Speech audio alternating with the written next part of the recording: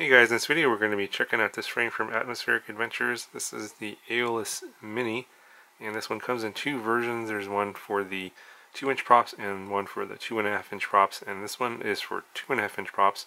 There's a smaller version or a slightly smaller frame for 2-inch props, but the pod is going to be the same for both, I believe. It's just the arms are going to be a little bit shorter. This is just a TPU pod here that comes in different colors and different styles. On the website you can check it out. This one is designed for all-in-one cameras, and you're going to have to change the antenna so that it can be longer to come out the back here, especially if you have a circular polarized all-in-one camera. You're definitely going to have to desolder the antenna, otherwise it's not going to fit inside here. I have heard of some people fitting like a micro arrow or a micro swift in here. However, the mounting is going to be a little bit tricky because there's no screw holes on the side here to secure the camera, so just keep that in mind. It might be possible, it's just that you have to be a little creative in retaining the camera in here if you want to use that. The bottom plate here is a single bottom plate, obviously 2.5 millimeters thick.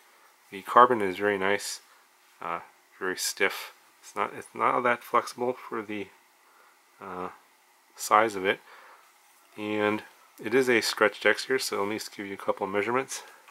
So it looks like it's about 119 millimeters motor to motor, and then side to side it's about 70, looks like about 73 millimeters, and front to back looks like about 94 millimeters.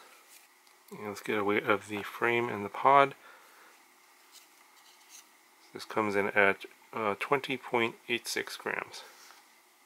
So the motors you're going to be using for this frame are going to be the 110X series. I believe the 1304 might also fit in this, but the 1306 and up are going to be too big for this particular frame. And of course your flight stack combo here is going to be 20x20, and the screw holes here are M3.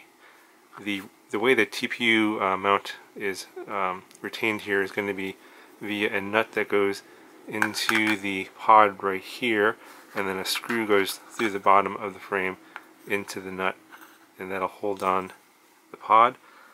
You have about 13 millimeters of space here between the bottom plate and the top of the pod here for your stack.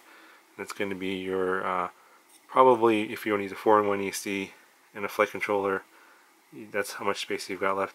Although if you want to go like with the ESCs on the arms, which you definitely could go, then you could have a single board in here with just like an Omnibus F3, a single flight controller, PDB, and I have the arms right here. Then the space isn't going to be as much of an issue, and definitely a lot of space here on the arm for ESCs if you want to do that. So I'm not going to be building this one out for the time being. I have a lot of other projects going on. However, if you're interested in building this, I'll put some part suggestions in the description below. I think something like an 1104 7500 kV motor on a 2.5-inch prop will be fine on 2S or 3S. Something like if you have an existing model, say the Aurora 100 or the Airfun 90, Airfun 95, you could definitely get all those parts into this frame, no problem, and go from a 2-inch to a 2.5-inch micro without really not that much changes.